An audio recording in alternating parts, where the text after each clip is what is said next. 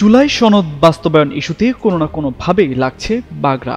সবশেষ গণভোট নিয়ে দলগুলো একমত হলেও দিনক্ষণ নিয়ে এখনও বিপরীতমুখী অবস্থানে বিএনপি, জামায়াত ও এনসিপি। একদিকে জাতীয় নির্বাচনের আগেই ভোট চায় এনসিপি ও জামায়াত, অন্যদিকে নির্বাচনের দিনেই গণভোটের কথায় অনড় বিএনপি।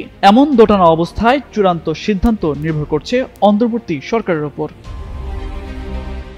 সূত্রে জানা গেছে, শনিবার দুপুরে জাতীয় সংসদে কমিশনের কার্যালয়ে জামায়াতের নায়েবে আমির সৈয়দ আব্দুল্লাহ মোহাম্মদ তাহের ও সহকারী সেক্রেটারি জেনারেল হামিদুর রহমান আজাদের সঙ্গে ঘণ্টাব্যাপী বৈঠক করে কমিশন। আর বিকেলে এনসিপির আহ্বায়ক নাহিদ ইসলাম, যুগ্ম আহ্বায়ক জাবেদ রাজিনের সঙ্গেও ঘণ্টাব্যাপী বৈঠক হয়। সেখানে দল দুটোর নেতারা ভোটের আগে গণভোট করার পক্ষে নিজ নিজ যুক্তি তুলে ধরেন বলে জানা গেছে।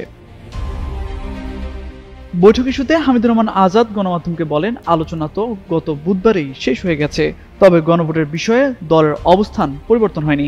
দিনক্ষণ নিয়ে নতুন কোনো ভাবনা নেই বলেও অবস্থান স্পষ্ট করেন তিনি।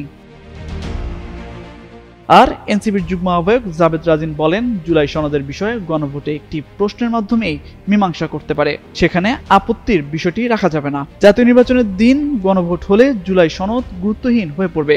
সংস্কার কার্যক্রমে মানুষকে যুক্ত করার জন্য নির্বাচনের আগেই গণভোট হওয়া উচিত।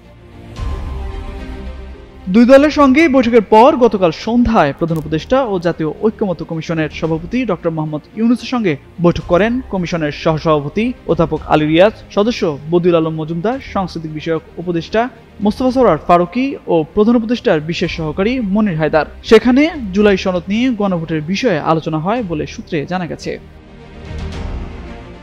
একটি সূত্র বলছে, কমিশনকে জানানো হয় গণভোট আয়োজনের সময়সূচি সরকার ও নির্বাচন কমিশন ঠিক করবে। নির্বাচনের কমিশনের সুপারিশ পাওয়ার পরে প্রধান উপদেষ্টা বিষয়টি নিয়ে উপদেষ্টা পরিষদের সঙ্গে আলোচনা করবেন বলে জানা গেছে। প্রধান উপদেষ্টা রোম সফর শেষে দেশে ফেরার পর আগামী বুধ বা বৃহস্পতিবার বাস্তবায়নের উপায় নিয়ে সুপারিশ তার কাছে জমা দেওয়া হবে। 30 অক্টোবর পর্যন্ত কমিশনের মেয়াদ বাড়ানো হবে। বৈঠক শেষে আলী রিয়াজ বলেন, আগ্রহী জনগণের অংশগ্রহণের সুবিধার্থে জুলাই জাতীয় সনদ স্বাক্ষর অনুষ্ঠানটি 17 অক্টোবর বিকেলে জাতীয় সংসদ ভবনের দক্ষিণ প্লাজায় অনুষ্ঠিত হবে। যদিও এর আগে কমিশনের পক্ষ থেকে জানানো হয়েছিল যে 15 অক্টোবর বুধবার বিকেলে জুলাই সনদ স্বাক্ষর করা হবে। রোববার এমন তথ্য দিয়ে একটি প্রতিবেদন প্রকাশ করেছে দৈনিক আজকের পত্রিকা। তামজিদ মির্জা, যুগান্তর নিউজ।